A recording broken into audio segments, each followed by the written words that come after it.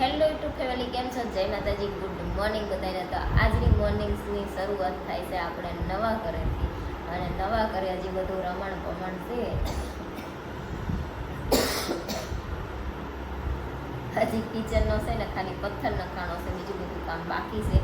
એટલે રૂમમાં તે આપણે છે ને જો નીચે ગેસ મૂકી દીધો હશે, અને આ રીતનું બધું જોતું હતું ને બધું હરખું એ રીતના ગોઠવું છે. અને આ ટોયલેટ બાથરૂમ ચાલુ છે. તો અત્યારે તો છે ને અમને એવું લાગે છે જાણે એક સિંગલ રૂમમાં, મતલબ ભાડે રહેતા હોય કે પોતાનું હોય, પણ મતલબ સિંગલ રૂમમાં રહેતા હોય. સિંગલ રૂમમાં તો બધો સામાન પડ્યો હોય, એને નાહવાનું ને એને ખાવાનું ને એને હોવાનું ને એ રીતના છે અમારે. કેમ કે ઓલી રૂમ તો આખી ઠસોઠસ ભરી છે, એમાં તે વ્યવસ્થિત બધું મારે ગોઠવવું છે આજ. પણ મેં કીધું અત્યારમાં છે ને તો મારે સવારમાં ઉઠીને ચા પીવા જોઈએ, અને કાલ છે ને મારે સામાન બધો ફેરવ્યો ને એવું કર્યું. અને પછી છે ને મોડું થઈ ગયું હતું, તો 11 વાગી ગયા. પછી 11 વાગે દૂધ મળે ખરા, પણ બહુ આઘું લેવા જવું પડે, અને નજીકમાં જઈ મળતું નહોતું, બધું બંધ થઈ ગયું હતું. એટલે પછી સાંજે નહોતા લાયા. કતારમાં હવે જયદીપને મેં કીધું તમે લઈ દો, કેમ કે અહીંયા તો છે ને કતાર ગામમાં તો અમારે શેરીને બહાર નીકળવી ત્યાં તે ડેરીને એવું બધું હતું, એટલે દૂધ લેવા હું જાતી તો હાલતું. અને અહીંયા તો છે ને હજી મેં જોયું નથી, એટલે જયદીપને મોકલા છે, નહીં તો એ જાય ને થોડી ભીડ પડે એમને. પણ પછી મેં જોયું નથી, એટલે કરવું શું કે તમે જોતા હો પછી મને કહેજો જે જગ્યાએ હે એમ. પછી મેં ચારે જવું હોય તો હાલે. અને અહીંયા નીચે બધી જે ભરવાડ આવે છે ભાઈ દૂધ દેવા, એમને પછી કહી દઈશું કે દૂધ દેજો એમ. પણ અમે પહેલેથી થેલીનું ખાધેલું છે ને, એટલે એ ભાવશે નહીં ભાવે એવું બધું છે. એટલે એક દિવસ ટ્રાય મારવા આપણે લેશું, બસ ફાવશે તો લેશું, નહીં તો પછી થેલીનું તેલ આવશું, એ રીતના કરશું. પણ થેલીમાં એવું થાય કે હવે ચોમાસું શરૂ થશે, અને અમારા એટલામાં એકદમ નજીક દુકાન નથી, આખી છે, તો પછી લેવા જવાનું થોડું કેવરાવે. એટલે જો અહીં ઘરે આ દઈ જાય એ ફાવે ને તો વાંધો ના આવે. તો હવે જોઈશી કઈ રીતનું થાય છે. આ સાંજે લેવી પછી ખબર પડે આપણને. તો હાલો જયદીપ છે ને દૂધ લઈને આવે, પછી આપણે અહીં ચા બનાવી દેવી. અને અત્યારે અહીં જે કડિયા બધા કામ કરતા હતા, એ છે ને બહારથી ચા લાવીને પીતા હતા ને એમ કરતા હતા. પણ આજ તો હવે આપણે અહીંયા આવી ગયા છીએ, એટલે આપણે પીવડાવવી પડે. એટલે અમારી ચા બનાવવાની છે ને, જે કડિયા કામ કરવા આવવાના છે ને એમની હોતાને આપણે બનાવવાની છે. તો અત્યારે છે ને જો વાગી જ્યાં છે 4:45, અને આજ છે ને મેં સવારમાં વિડીયોની શરૂઆત કરી હતી, પછી વિડીયો ઉતાર્યો જ નહોતો. કેમ કે પછી છે ને ઓલી રૂમમાં બધું રમણ ભમણ મૂકીને કાલ સામાન વહી ગયા હતા, એ બધો મારે હરખો મૂકવાનો હતો. અને પછી રસોડામાં ત્યાં કામ ચાલુ હોય, એટલે નકરો તમને બધાને અવાજ આવે. અને પછી છે ને અમારે હેતરાજને એડમિશન હાટું જવાનું હતું, તો અમે એડમિશન હાટું અમે 1-2 સ્કૂલમાં જ્યાં, તો અહીંયા પછી ડિટેલમાં બધું સમજાવે એટલે વાર લાગે. પછી હેતરાજનું જૂની સ્કૂલમાંથી એડમિશન કઢાવવાનું હતું, ત્યાં જ્યાં. પણ ત્યાં છે ને એમ કીધું કે અમે રિઝલ્ટ લઈને નહોતા જ્યાં પૂછવા ગયા હતા, ત્યાંથી ડાયરેક્ટ વહી ગયા હતા. તો એમણે કીધું કે તમે રિઝલ્ટ લઈને આવજો, પછી તમને એડમિશન કાઢી દઈશું એમ. એટલે એ સ્કૂલમાંથી એડમિશન કઢાવવાનું હતું, બીજી સ્કૂલમાં લેવાનું હતું. એટલે 2 સ્કૂલમાં અમે ડિટેલ લેવા ગયા, અને હેતરાજની સ્કૂલમાં એડમિશન કઢાવવા ગયા હતા. જો આ રીતના આખો દિવસ અવાજ આવતો હોય, એટલે પછી વિડીયોમાં ખોટો નકરો અવાજ આવશે, એટલે પછી આપણે નહોતો ઉતાર્યો. અને એડમિશનનું નામ તેને બધું કરીને અમે ઘરે આવ્યા હતા, બપોરના 2 વાગી ગયા હતા. પછી 2 વાગે જમ્યા, અને પછી હું છે ને થોડીક વાર આડી પડી. અને આટલો અવાજ આવે છે ને તોય મને થોડીક વાર ઊંઘ આવી જાય, કેમ કે હમણાં 1 મહિનેથી દોડી, અને આ 2 દિવસ તો સખત સવારમાં વહેલા જાગવી ત્યાંથી હુવાના રાતે 3 વાગી જાય, 2 વાગી જાય, કંઈ નક્કી જ નથી હોતું. તો અત્યારે છે ને હવે જે આ રસોડાનો સામાન છે ને એ બધો હરખો મારે ગોઠવવો છે, કેમ કે હવે સાંજે રાંધવું તો પડશે. કાલ સાંજે તો પછી છે ને આખો દિવસ ખાધું નહોતું, સાંજે 4 વાગે ખાધું હતું, પછી સાંજે નાસ્તો કરી લીધો હતો.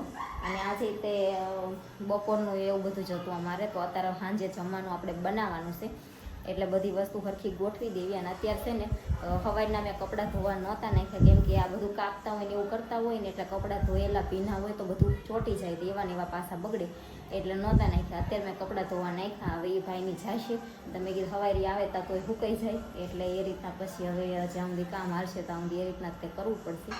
તો કપડાં અત્યારે મેં ધોવા નાખ્યા, કપડાં મશીનમાં ધોવાય છે, અને બીજું બધું કામ જે છે એ આપણે કરવી. પહેલાં તો અહીં બહાર જો દોરી બાંધેલી છે ને, અહીંયા જો બહાર દોરીઓ બાંધેલી છે ને, ત્યાં મેં દોરીઓ લૂછી નાખી, કેમ કે એ કેટલા ટાઈમથી અહીંયા ખાલી પડ્યું છે ને, આ બધું કાપતા હોય ને એવું કરતા હોય, એટલે બધું ઉડતું હોય. એટલે એમનામ તો કપડાં સૂકવી તો બધી ધૂળ ચોટી જાય, એટલે બધી દોરીઓ મેં લૂઈ નાખી. અને થોડું ઘણું જો બધું ઓલી રૂમમાંથી જોતું હતું આ રૂમમાં મૂક્યું છે. હવે સરખી વ્યવસ્થિત રીતે આપણે ગોઠવવું છે. અને આ બારીમાં તે જેટલો કચરો બધો પડ્યો તો એ બધું સાફ કર્યું છે. એ રીતના છે. તો હવે કામ આપણે શરૂ કરી દઈએ, પછી તમને બતાવશું.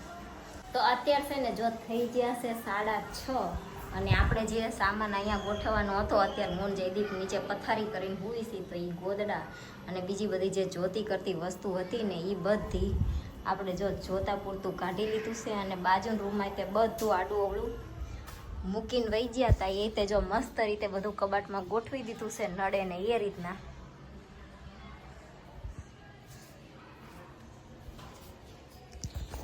નહીતર કાલ સાંજે આવ્યા ને તો અહીંયા છે ને પગ મૂકવાની જગ્યા નથી ને બધું હલોહલ આડું નવળું મૂકી દીધું હતું. મેં જયદીપને કીધું હતું, મેં કીધું છે ને એક સાઈડમાં મુકાવજો, કામ કરવાવાળા ભાઈને ને આપણને બધાને છે ને પ્રોબ્લેમ ના થાય. પણ પછી છે ને થાયકા હોય બધા, તો જેમ ફાવે ને એમ મૂકીને વહી ગયા હોય, આડું નવળું જેમ ફાવે એમ મૂકી દીધું હોય. તો આજ સવારની છે ને હું એ કામ કરતી હતી. સવારમાં જાગીને પહેલાં તો જયદીપને ટાઇલ્સ લેવા જવાનું હતું, તો એ ટાઇલ્સ લેવા ગયા. ત્યાં સુધી મેં આ થોડું ઘણું ગોઠવવાનું કામ કર્યું. પછી પાછું યતરાજને એડમિશન હાટું જ્યાં, પછી ઘરે આવી અને જેમાં પછી પાછું આ કામ બાકી હતું એ કર્યું. એટલે આ રૂમ કમ્પ્લીટ થઈ જાય. અને ઓલા રૂમમાં જે વસ્તુ જોતી હતી એ તે આપણે લઈને ગોઠવી દીધી છે. અને હવે એ રૂમે કમ્પ્લીટ થઈ જશે અત્યારે તો. અને હવે છે ને બધે કચરા પોતા કરવાના છે, કેમ કે સવારમાં કચરા પોતા આપણે નહોતા કર્યા. કામ કરતા હોય એટલે બધું ઉડે, એટલે કચરા પોતા સવાર કરવી તો એવા ને એવા થાય. એટલે મેં કીધી ભાઈની જાય છે ને પછી કચરા પોતા આપણે કરશું.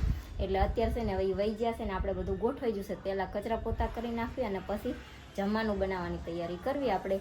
તો આ રૂમમાં તે જો ઘણી ખરી જગ્યા થઈ જાય છે, નહીંતર અહીંયા છે ને જગ્યા ઠામકી હતી જ નહીં, બધું ભરી દીધું હતું.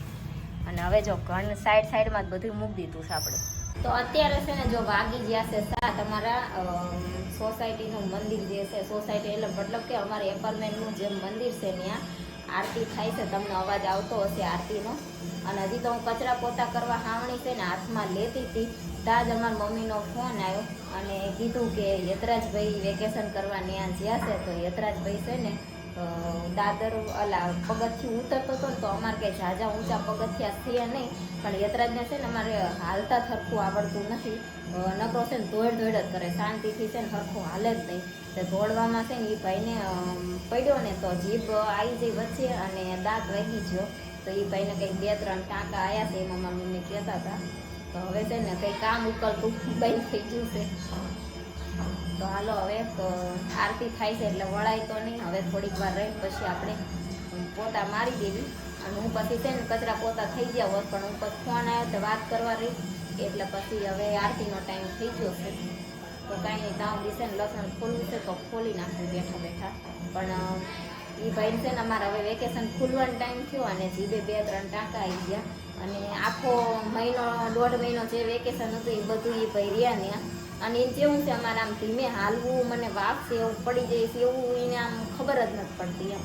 નકરો છે ને ધોડ જ કરે, આપણે શાંતિથી હાલવી એમ ના થાય. એટલે ઘણા ખરા છોકરાનો આવો પ્રોબ્લેમ હશે કે શાંતિથી હાલવાનું ખબર જ ના પડે, નકરા પાઇપ જ કરતા હોય. અને છોકરાને મોટા થાય ત્યાં સુધી પડવાનું વાગવાનું ના બધું તો ચાલુ જ રહેતું હોય.